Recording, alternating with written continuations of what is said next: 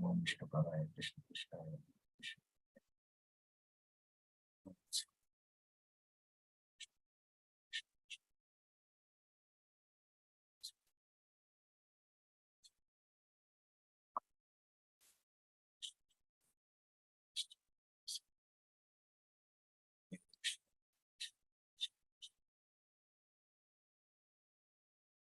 Okay, so anybody want to start? It will be last time we did like 423, right? So we'll try to take the next verses 424 to the end of the chapter, right? Because I think these all verses are on the same theme of sacrifice, right? 42. So sacrifice, what happens if you do, what happens if you don't do, so Arjuna you should do, and this is answer to his question.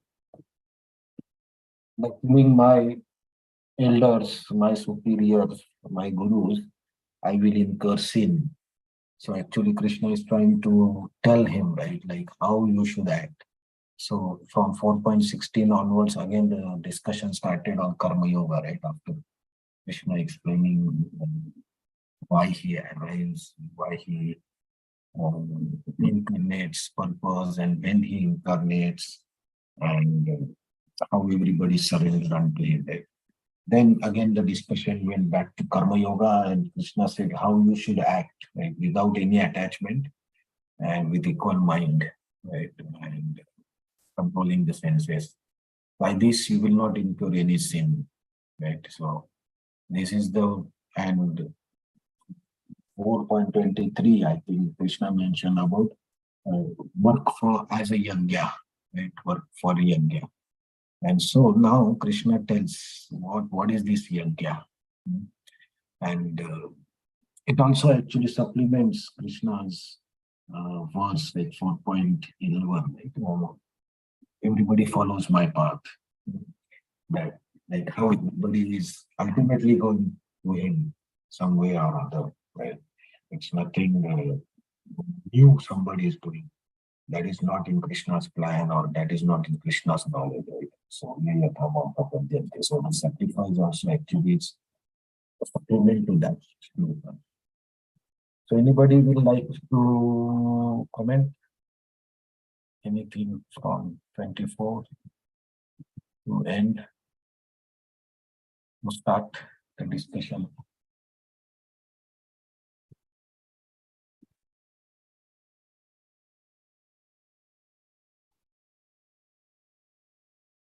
Or I should say a little bit and then we can discuss.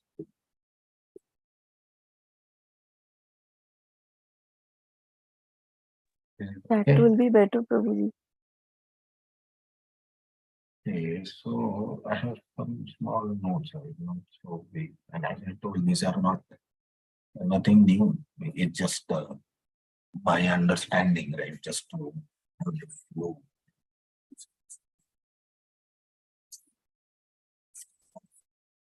It just helps to discuss. That's why I write it. So 423 is like we should act for yajna. Right? So then the question will come, right? Arjuna in his position, in his dharma as Satriya, which yajna he should do, how he should act, right? Because there will be different people with different type of yajna. Right? So what is the correct yajna for Arjuna? And also, if Krishna is telling that how you should act, you should be unattached, right? And you should offer everything to Vishnu, Krishna. So how this is happening?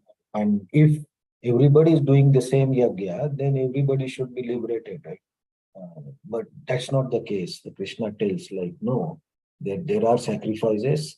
And okay, so in 424, I think Krishna tells a general concept about sacrifice, right? And he tells the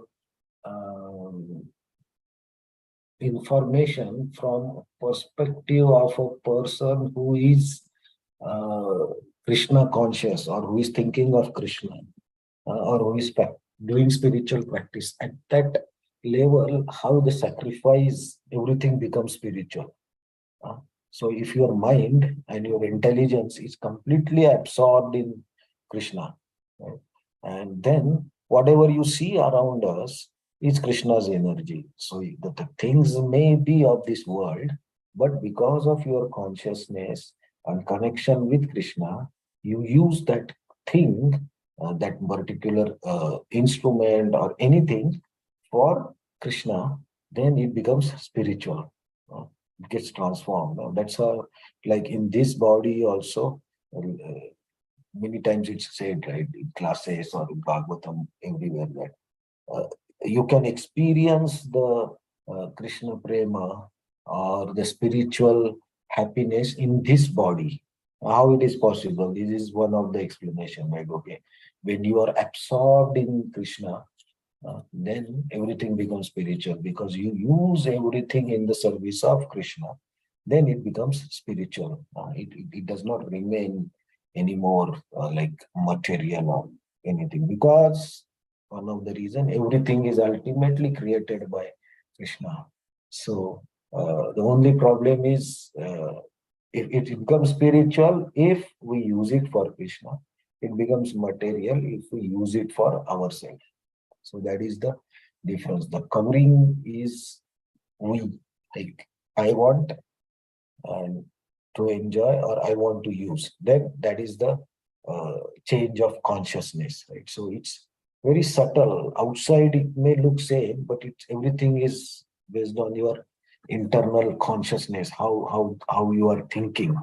So your intention, your purpose, everything is very important. So in 424, Krishna tells, like, he tells like whatever the uh, paraphernalia of doing a yajna, right? The spoon, the person, the agni, and the different offerings that you are giving to the sacrifice, everything is Brahman, or it is spiritual. Right? So here the term used is Brahman and Brahma Havir, Brahma Hutram. So here the Brahma means the spiritual. Like, so if your consciousness is properly situated, then everything becomes spiritual. Uh, and then the ultimate purpose or ultimate goal or the result of the sacrifice is also spiritual. Uh, and this is the, so Krishna, the question may come, right? Okay, Arjuna is standing in the battlefield. So what is his yajna? What is his instrument that he's using? So of course, the reference is to the 11th chapter of Bhagavad Gita, where of the Virat Rupa, right? In what Arjuna sees in that Virat Rupa, right? So that discussion will come, but we all know that, right? So the Kurukshetra itself is a yajna stali, right? Where the yajna will be done by Arjuna. So what Arjuna is the doer of the yajna. Krishna is guiding him. And what is the instrument, like spoon and all? The instrument is his gandiva, like his bow and arrow. And what is he offering into this yajna? So he's offering his enemies, right? Which are basically Kauravas. So that is the ahuti. So from this explanation, if you connect to the 11th chapter, uh, where the Krishna, Arjuna sees that all the Kauravas, the fire coming out of the Virat Rupa's mouth, and all the Kauravas are going into his mouth, right? Virat Rupa. Uh, so if you relate there, then we understand, oh, this is the yajna that uh, Krishna was telling Arjuna to do, right? So Arjuna in his dharma, in his workplace, he can do the yajna by following Krishna's order, right? So similarly, we are also doing we are also doing our dharma, and we are also will be doing some yajna, right? So this is the general concept of yajna that Krishna explains to Arjuna. And then Krishna starts explaining like what type of different people are there, different yogis are there, and what type of yajna they do, right? So he explains about karma yogi, jnana yogi, how karma yogi, like karma kanda person, they do something for devatas and get back some results, right? So give and take, it's pure yagya. It's pure um, what word is correct? Give and take relationship or worship, right? Then Gyan Yogi, right? Gyan Yogi's ultimate aim is to merge into the Brahman, because for Brahman there is no miseries, right? So he want to merge there.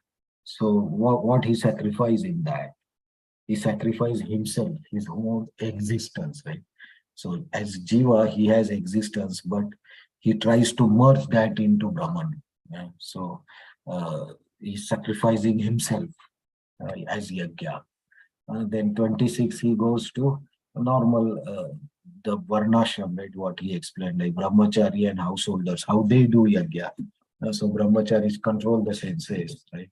So general concept, right? Very easy to um, understand or remember. Um, is sacrifice is what, um, a thing that can be used for Krishna's service, but I use it for myself. That is illusion, right? And so if I remove that and use it for Krishna's service, then it becomes sacrifice. So my senses, right? My seeing ability, my hearing ability, all this I can use for my enjoyment. But if I use it for Krishna's enjoyment, it becomes sacrifice. If I use for myself, it becomes my enjoyment. In that case, it's not sacrifice, right?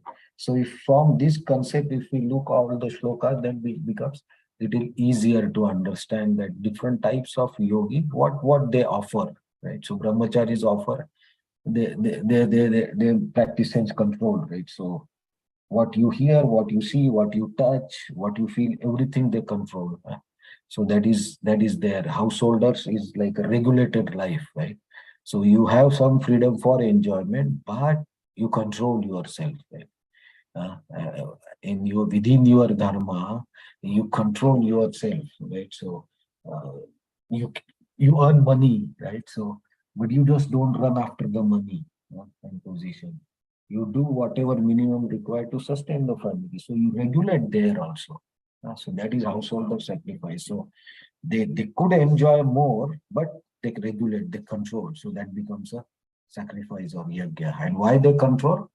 To get purified, for their own purification, and for sacrifice to Vishnu, right? So then 27, 28, Krishna explains about different yogis, the Gyan yogi, right? So Gyan yogis ultimate aim is they have the knowledge of soul, right? They understand they are not body, they are soul. Krishna explained in second chapter, right? So uh, so what they do to get this knowledge about, or not exactly knowledge, but experience of soul, right? What they do, they control their mind, and then through mind they control their senses, and also the air in the body, right? So you have to control both. uh, so that is what Gyan Yogi does. So that is their sacrifice. They can enjoy with senses, they can have free prana, but they know, they control. So Ashtanga Yogi, what they do different austerities, right? They do different poses, and by that they control uh, their ability to enjoyment. So that's a sacrifice. Some people included in the karma yogi, what they do, they have money or they have power, so they use it for Krishna service, building temples, building dharmashala, all these philanthropic activities which are good, pious activities. So that is also sacrifice, because of course they can use their money for their enjoyment, right? But they use it for Krishna. So here Krishna says, right, uh, these people, right? Sometimes it happens like money-minded people. We think like, oh, what they are doing there, because they have money, they want to show their money or they want to show their power. But here Krishna is not criticizing them, but Krishna is accepting them, right? Yeah. So this is also one type of sacrifice they are doing. So we should respect their sacrifice also, right? It's not good to um, be critical of such people, right? Some person comes and he says, "Oh, I will give you Ethiopian, but my name should be displayed somewhere in your temple or in Dharmashala or in the room of the Dharmashala." It's okay. And Krishna is saying like it's okay, like, but they are doing sacrifice, right? They are using their money for Krishna's help. So they have some intentions. That's fine, but we should look at their intention to serve, right? So then Krishna talks about people who try to study Vedas, right, and to gain knowledge. So what they sacrifice? They sacrifice their intelligence. How? They can use their intelligence for their enjoyment, creating, gathering more money, or building great, good homes, comfortable homes. They can use, but they used to study Veda. So they sacrifice that intellectual capacity. Right? So it becomes yagya. Then in 29, Krishna talks about the pranayam practitioners, like those who are actually practice the breathing. And I think it has relation to Patanjali also, right? Outgoing breathe into incoming, and then you become equally, and then you stop the breathing, but still you are alive because your breaths are flowing within your body and within your chakras. So by this, they control their absences. Then he also talks about, Krishna tells about some uh, practitioners who control their eating. Why? To control the senses. I know few people who eat only once a day. Okay, they are doing job, they are doing everything, but they eat only once a day. And I asked them why you are doing like this. So they say, no, if you eat less, then you can control your mind, you can control your body. Yeah. So for a devotee perspective, we take prasad. So we don't control in prasad. Right? So prasad we eat many times, a day, 2 times, 3 times a day, fine, no problem. But this practice is existing, right? In Japan also, I have seen Japanese people doing this 1 times a day eat. So that's also accepted by Krishna. Like, okay, uh, if you do it for your purification and knowledge of Krishna, then it's good. But not always these people have tendency to think of they do this sacrifice for Vishnu, or many times it's for their health, to lose the weight or all those things. So their intention still not goes to uh, transcendence. It's still in this body. So that is little bit different. But if you eat only once, so that you control senses and you chant more, then it becomes sacrifice for Vishnu. Okay. So then Krishna tells like what happens by doing these sacrifices, right? Why by doing these sacrifices, actually we purify ourselves. How we purify? Because we give up the tendency of enjoyment for ourselves. And by that, what happens is uh, we get free from the sins because we are not using anything for ourselves. Then, like we discussed last time, right? If you become the doer of the action, then the entanglement starts. But here they are not doing anything for themselves; they are just doing everything for Vishnu or Krishna. So there is no sin. So this actually answers Arjuna's question, right? Like I will get sin if I kill all my relatives and all. So Krishna answers this. No, you act in such a way, you act in yagya, and then you will be free. So then Krishna from 31, after explaining all different types of sacrifice, then Krishna is telling like what is the best sacrifice, right? And why sacrifice are to be done, right? It's not that sacrifice is something new concept Krishna is putting. No, he's saying that it's from Vedas. uh, uh, and that's what I'm telling you. And this Shastra is already told. I'm telling you again. So it's from Vedas. So it's transcendental. So your activities will be transcendental. Uh, So then Krishna says, right, if you do the sacrifice, of course you will get purified and you will enjoy also. What you will enjoy? You will enjoy power, you will enjoy money, because you are doing sacrifices for Vishnu. Vishnu will provide you. So that is the enjoyment that you will do by doing these sacrifices. So there is word like by enjoying the fruits of the sacrifice. So that is fruits is like, of course, get free of the sins, but at the same time, get the opulence of this world also. So then Krishna talks about how to get this knowledge. Which knowledge? The knowledge of sacrifice. So if you have knowledge, then you get free from reactions because there is no sin involved and there is no action that you yourself are doing. So there is akarma. So with akarma, you purify your heart, and by purified heart, you get higher knowledge because you come out of this material platform. So then Krishna says, like, whenever you do sacrifice, understand what you are doing, what is the purpose of it, and then you do the sacrifice. That is much better. So this we can understand, like in India, we have several pujas, right? And we call the Brahman to do the puja. So if you don't have knowledge, right, what's exactly going on in the puja, we don't know. But now we study Bhagavad Gita and then you know what's going on. And now, whenever next time you go to India or you are in India and you do some puja, try to listen the mantras that the Brahman says. You means I myself understood that a lot of mantras are offering to Vishnu's. So so Vedas and all the sacrifice, they are meant for Vishnu. So you listen that mantras, then you understand this is actually purifying, even if you don't know. And so you get the knowledge.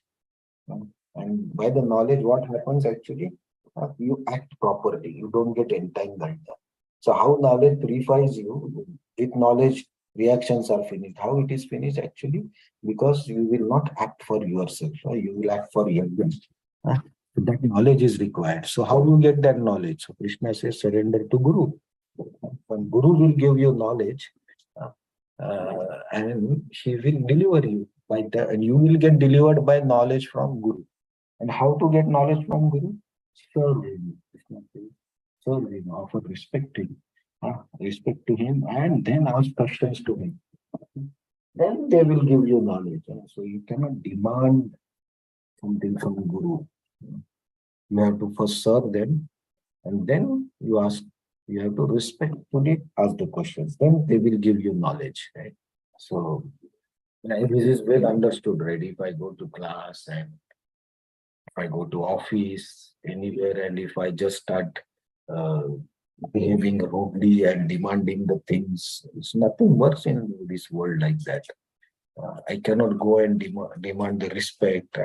If I just go to any shop and I just start demanding, I want this, I want that, nothing. People don't care. But if you are polite and you request, everything is possible in this world, right? So, uh, with power, you can do certain things, but that is very limited. You cannot continue more. But if you respect the next person and you lovingly ask for anything, and then that relationship and that work continues for more time. So same thing can be applied with our children also, right? You cannot force children down. We have to respect and humbly and friendly and lovingly ask them. Then they do anything, right? So similarly for Guru, we have to be very loving and respecting. And then Guru will give you the knowledge. And then once you have this knowledge, you will not get disturbed, Krishna says, because your mind and intelligence will be fixed. Of course, in 34 Krishna says is easy to say, but we get knowledge, we read Bhagavad Gita, we hear different lectures, but still we do mistakes, right? We get bewildered. We enjoy, and that's fine. Uh, we are bound to Kali Yuga. We are bound to forget, right? So that is one of the quality of Kali Yuga. So we forget, then again we remember, then again we do. So we have to keep doing this cycle, right? Forgetting, doing, remembering, doing, again forgetting. So this is bhakti actually, right? So it's fine. There's no need to be guilty, right? If we sometimes do. Then Krishna tells what is the advantage? That if you have this knowledge, you will not do activities that bind us. But if you are uh, not, you don't have knowledge, you will do activities that will actually bind you. uh, and for a binding person, a person who is getting only reaction, is no life of peace, nothing. And then Krishna, towards the end of this chapter, like then again Krishna brings the topic of Nishkam Karma Yoga. And he says not for Vishnu, or not for yourself, don't expect anything. By this you will purify and you will get knowledge. And here one word Krishna uses is, it's not immediately. It takes time. Krishna says it takes time. So you should not be impatient that I am doing bhakti for 10 years or 15 years and I'm still not getting the knowledge or the transcendental experience. It's not, Krishna has not said like in 5 years or 10 years you will get that. No. He says it takes time. But the word used is always immediately, soon. Those types of words are used. But that means from like Krishna's perspective, if you see, right, he is eternal.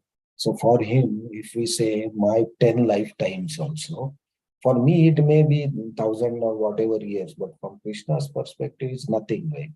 It's one, not even 1 second for him from eternity point of view.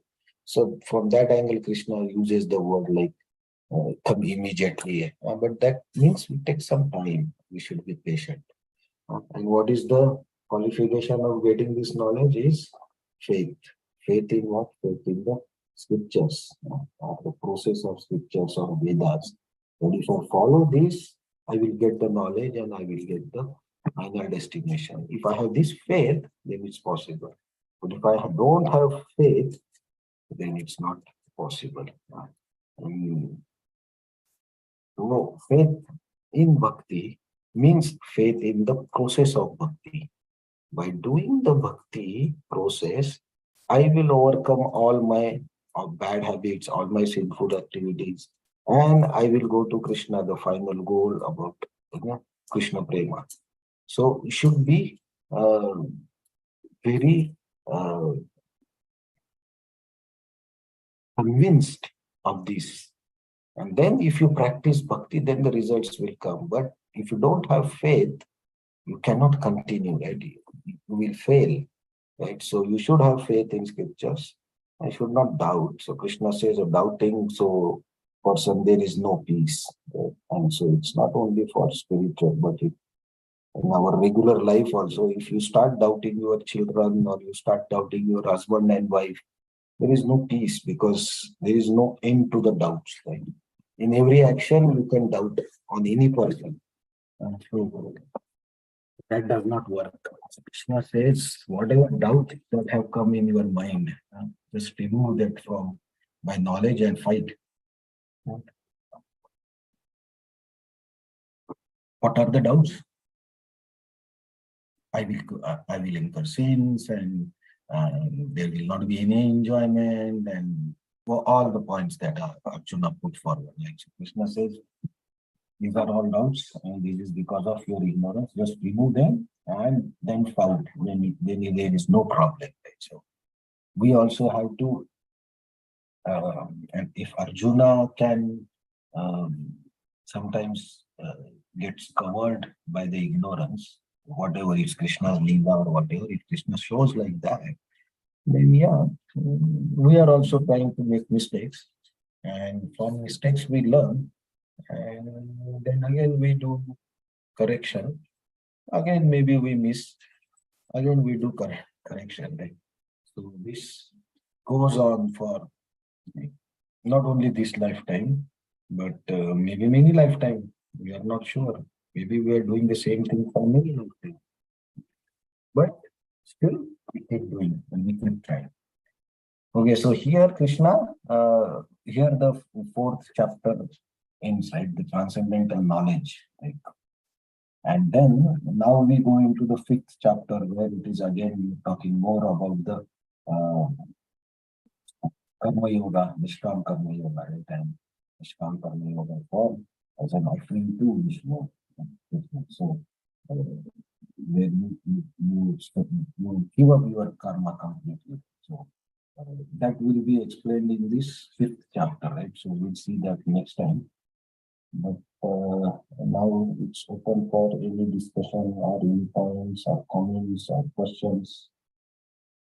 Anybody, please. Hare Krishna.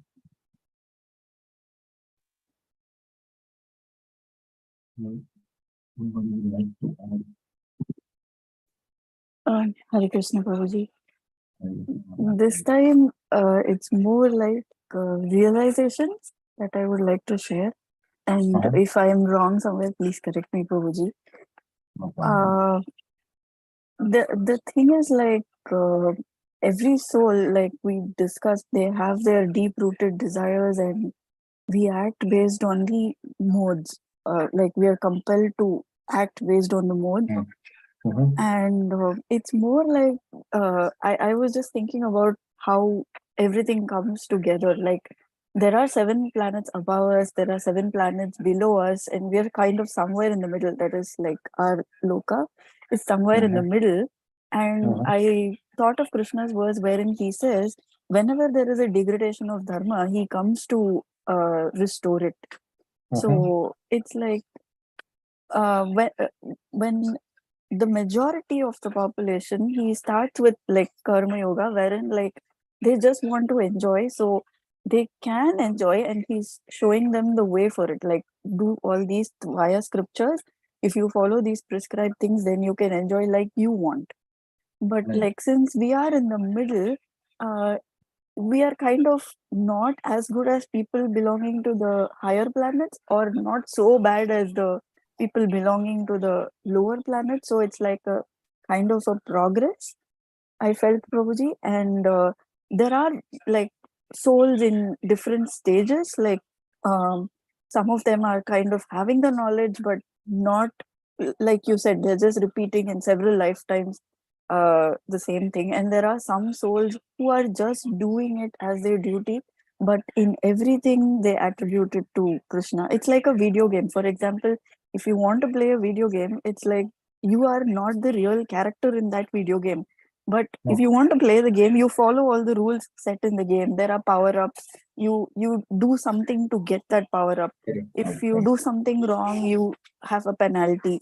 But if something happens, it just happens to the body and not to the soul. Like the lasting impact is not to the person playing the game; it's just to the character inside the game. But in the Maya, we think of ourselves like we get so tensed when playing the video game. Like we imagine like we are in that situation, but actually we are like just playing the game.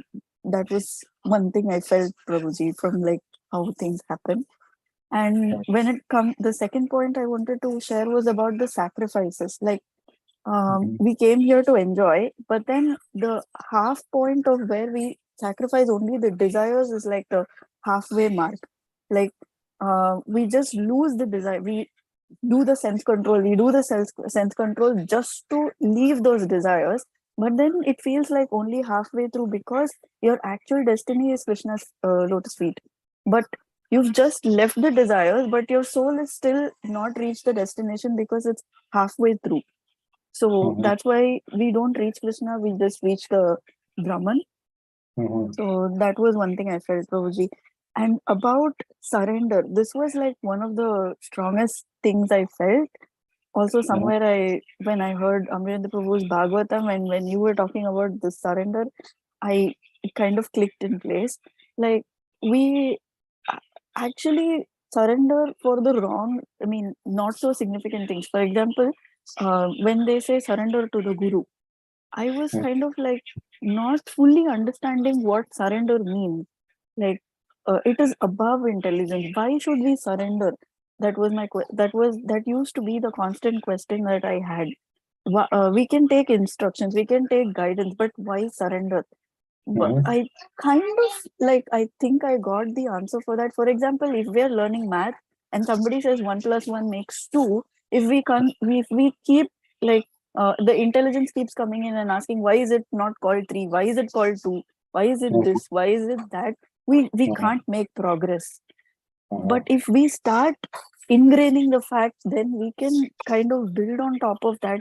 We can go do calculus, we can do algebra. But if we keep questioning 1 and 2, we are still stuck there. But it does not mean that calculus and algebra don't exist, or nobody is doing that, somebody else is doing that. But if you want to do it, you have to kind of let go of questioning the basics, uh, understand and surrender. Surrender in the sense, accept whatever knowledge and ingrain it from the guru. So if Arjuna, he was going on asking questions, and finally only he surrendered, because until then he was kind of just going on with Krishna had to keep explaining, because the surrender was not the part of the decision. He was still looking to whether Krishna could excuse him from fighting. But then, when Krishna finally said, no, do it, and then he finally surrendered to that without any more questions, he went into it. So I think that uh, is like huge, probably. So these are the realizations I had for the set of verses that we discussed. Yeah, very nice realizations, practical, I think. Yeah, surrender actually is. See, I was hearing one lecture, okay, and I don't remember where I heard it, but it was a conversation between Guru and Shishya, right? So you have to surrender means what exactly you have to surrender, right? Your body, your mind, your intelligence, your senses, what exactly you have to surrender. Right?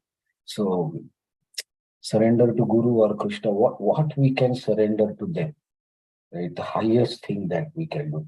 So the answer is your most dearest and precious thing, like that we have to surrender. So, and that is only yours. So if I say I give money, I give my intelligence, I give my mind, I give my hand, body, it's all given by Krishna, right? So there is nothing you are giving, right? Okay, you are giving something that you received from Krishna, right? But the surrender means, okay, your heart, right?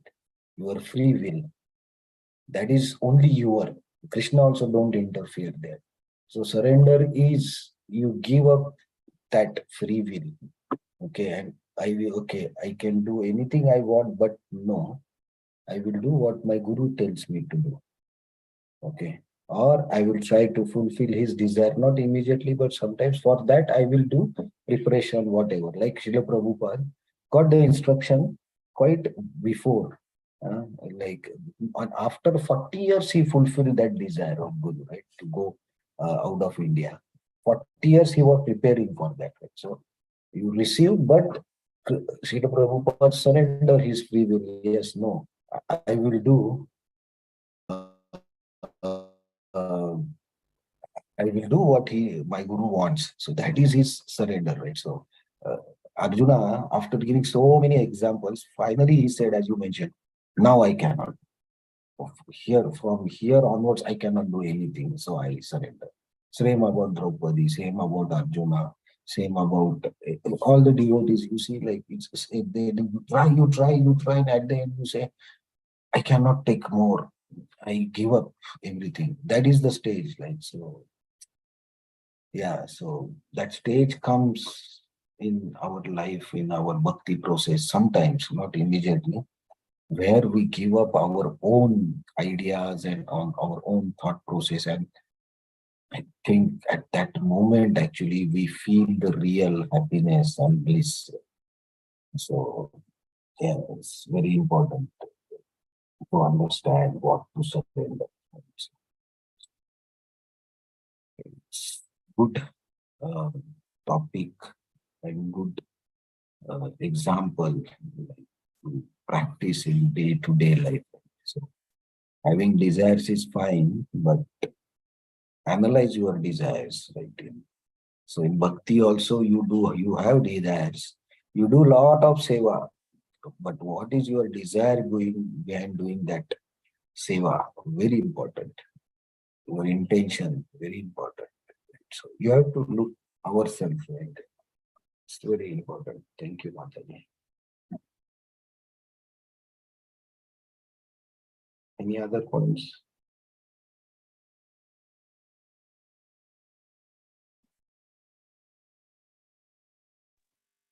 Hare Krishna, Prabhuji. Hare Krishna. Yes, Mataji, हाँ बोलिए. Yes. Yeah. You able to hear me? Yes, yes, yes. Okay. Yeah. Actually, I have kind of question, kind of question, or kind of you can say, Comment. an answer. Not comment, but I have question actually. It's Okay. regarding my attachment to watching movies. So yeah, so I actually have like lot of attachment to watching movies because actually I'm more interested in watching good stories or like what I learn from that movie or actually I watch because many times it happens that what's going on in the world we get to know by watching the movie, like what kind of thought process they have put in the story. Right, So right. so yeah, I actually wanted to know like how to overcome this attachment, or how can this be used uh, as a like sacrifice, or we can use this for service for Krishna.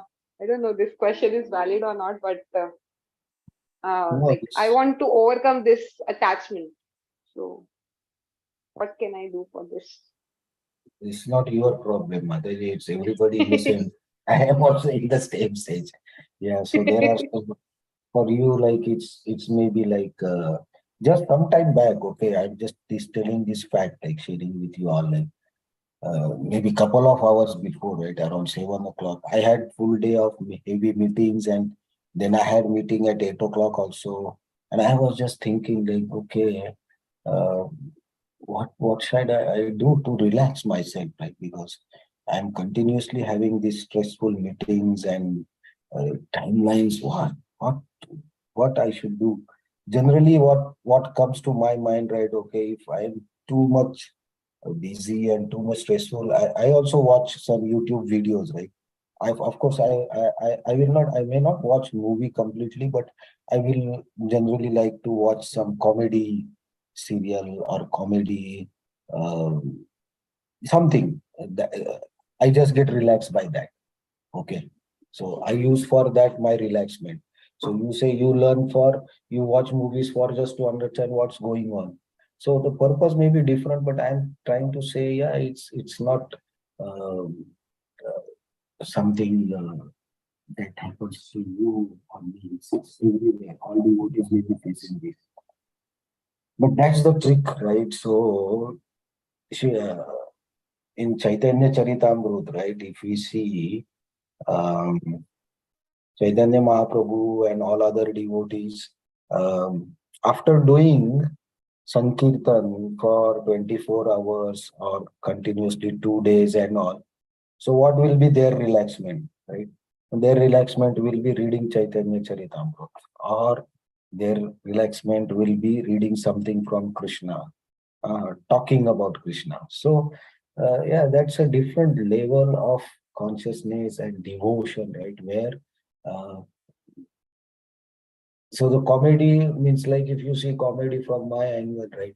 Okay, there are Krishna's pastimes, right? Where Krishna does so many things with gopis or gopas. That's also hasya rasa, right? Between these devotees.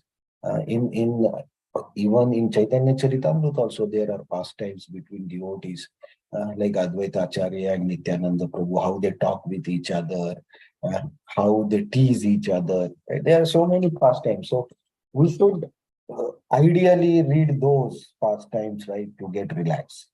I know this. Okay. Or maybe like, oh, this watching movie, this is actually is like I may create some reason that I'm getting relaxed by watching this YouTube or videos, or but actually that's very temporary, right? It's not happening. I can what it helps me just to sleep maybe, but it's not giving me any rasa or anything, right? But okay, I have to give up that attachment. So I have to, okay, utilize that time. What I can do, I can do, I will sleep. Okay, if I'm tired, why I want to watch this comedy serial or something to relax? I just sleep for relax, and morning I get up early and chant. Then it will be better, right? Because I don't waste time. If I cannot read, okay, at least I go to sleep. Okay, it's utilized. So for watching movie, right?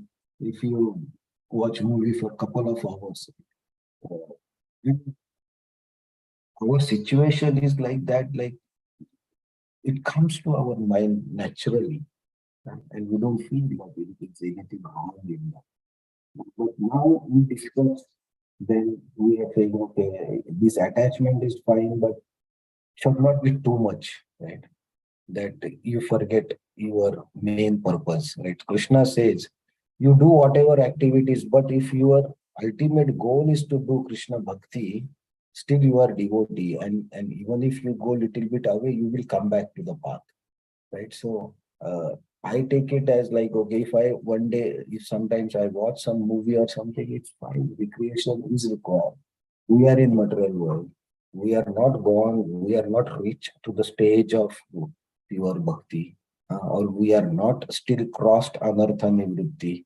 Anartha nivritti, Bhanu Maharaj said, it's not the activity of one lifetime. Anartha nivritti may go for n number of lifetimes because there are so many anarthas. Uh, and Krishna says immediately, but we discussed today, right? It takes time. So one of the thing I can say, Mataji, is like, of course, we have to increase our attachment to Krishna and reading about Krishna, hearing about Krishna, or chanting more. Yeah, that's what is recommended to us by acharyas and gurus and everybody. Yes, but if you are not able to do that, what can be done, right? I will not do some bad thing, right? Okay, I watch a movie at home, or I watch something, uh, comedy or some action movie, whatever. I do it at home. Instead of that, I can do some other things, right? Also, like which are much more harmful to my bhakti. Going out to some place, or some anything I can do, right? But at least I consciously know what I am doing, and I consciously imbibe in my intelligence that this activity I am doing is not completely helping my devotional service or increasing my attachment to Krishna. Uh, If you have that consciousness, I my experience is slowly over the period of time, it will automatically go, Mataji. If we try to force us, maybe temporary we can control that feeling, but it will come again, right? But if you consciously watch and consciously desire, I have to give this up, like you mentioned, I want to give it up. Yes. So consciously, while watching also, if the consciousness says, no, this is, I'm watching, but this is not correct. So my experience is over the time, it will automatically go, Mataji. Don't be hard with yourself, like Satyadev Prabhu says, like you should be Yes. compassionate to yourself. Right? Always Satyadev says. Not possible, it's not possible, that's fine. Right? So that's what I can say. Slowly it will go, Mataji. Don't hurry so much. I don't know if it's your Thanks. if it's the correct answer, but that's what I can say if it helps you. Mm, Thank you so much. Priyanka. Slowly, no problem. Mm. And another question is regarding like I recently visited to Chitrakoot Dham and like, Mhm. Banaras. I mean this kind of places recently I visited. So there Mhm. I saw that many Panditji, in the name of sacrifice, they tell lot many things like according to material enjoyment or whatever things. Yeah, in place. So Right. yeah, so how to like how to deal with them? Like many times it happens they ask for donation in the name of this, you will get that and that thing. So we cannot just many times it happens that we cannot say anything to them. Plus we cannot like उनको हम लोग बुरा भी ना लगे उस तरीके का what we say. We Uh, cannot avoid them. We cannot deny yeah. it, right? Yes. So what should be done in that kind of situation, Prabhuji? You see, what I do generally, if we go to all these places, right, we will meet a number of pandits or pujaris, right, and they demand mostly same thing. "Oh, you do this puja, you also do this dharmashala, so many things they say, right? So generally, Right, what right. I do, I okay, one pujari or one pandit, if he comes, I give him something, okay, some amount, X amount, okay, and I say, okay, you do puja, whatever. You feed some Vaishnavas who come here, right? Do something for them, okay. You can use this money for that purpose. So I give them. I don't deny correctly directly. I give them something, but I tell them use this for some Vaishnavas who come here. You serve them, you give them food, or you pray for them. See, I can tell him this, but what he does is not in my hand, right? Right. He may misuse it, I don't know, but my intention is I give from that uh, purpose. If he uses correctly, fine. If he don't use, that's fine. That's his work. But my intention is okay. He's also a Brahman, so we have a concept of Brahman seva, right? Uh, Yes. so that we cannot completely deny, right?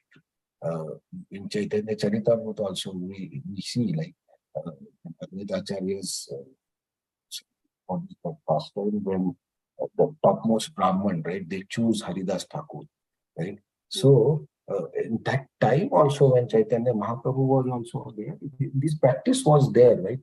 Having Brahman and giving them respect. So yeah, it's part of culture we say, right? Where we respect the Brahmanas, right? And seniors. And Krishna tells in Bhagavad Gita also, right? Yeah, that is austerity of our body and mind. So from that angle, I do okay. You are coming behind me and you are asking. No, I tell them, don't tell me so many things. 10,000, 1,000. I have 500, you take 500 and you do what for this. That's how I handle this. So I don't feel guilty that I denied them, I rejected them. And I also do it for some Vaishnav Seva type of thing. I think that is the middle way, right? And Yeah, understood. Actually, yeah, the main question comes that only which you answered that we give them as like donation, but we don't know like what for what purpose they are using. But you said that our intention is clear. yeah. Whatever, And yeah. sometimes it happens, like if I go with my mother or somebody, right, who Mm-hmm. they want to do some puja, okay, Right. and that may be a karma kanda puja, okay. It's Right. if you do that puja, you will get certain benefit that pujari says. But your person who is with you, right, my mother or my aunt, whatever, and they say, no, we have to do this. This is must if you come here. Right. So that time I don't reject that request, okay, or I deny. I said, okay, uh, do you want me to do this puja or you will do this puja? So if that person says no, I will do that puja, then I say, okay, you go ahead. Whatever donation you can, I will do that, but you sit for the puja. But if that person says no, you have to sit for the puja. Then I say yes to that also. That okay, I will sit. But at that time, I have this consciousness clear, right? That okay, uh, I'm doing this for this person who has come with me. He is chanting or he is trying to be a Vaishnava, and he has this desire that I should do something on this dham. Of course, dham, everything is auspicious, right?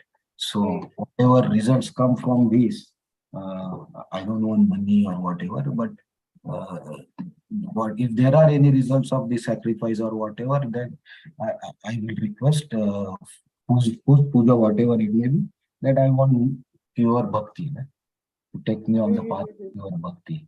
So that I can do sankalpa in my mind, right? No need to tell anybody. Yes. So that way you satisfy your elders also, you don't deny, and you don't show that I'm something different and I don't need all these things. Right? So we have to keep balance that way. Yes, yes, yes. Mm. And is this applicable for the beggars also? Because even this beggars also, they ask for money. So that time also, I generally don't give them. I generally, whatever food I have, I give them. But many times, yeah, it happens that when we are traveling with family, Mhm. so that time we cannot deny, or I don't Yeah, know. so one solution Prabhupada has told us, right, that, always carry some prasad with Yes. you. So if somebody asks something, you give that rather than money. That's I think best solution. So like Vaisheshika Prabhu and others, when they go on yatra, they have these lollipops or small biscuits. So if somebody asks, they just give one biscuit. So prasad distribution, that type of thing. It's easier. Okay. Okay. Okay. Thank you so much, Prabhuji. Any other comments, questions?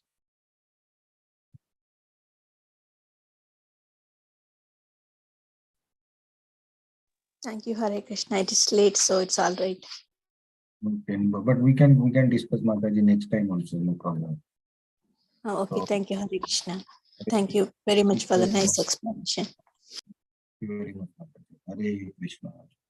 So we start next week, 5th chapter. Okay, I will just write down, okay, which verse. I will just write that maybe for 10 or 15 verses. 5th chapter. Thank you. Hare Krishna. Thank you, Prabhuji. Thank you very much. Hare Krishna.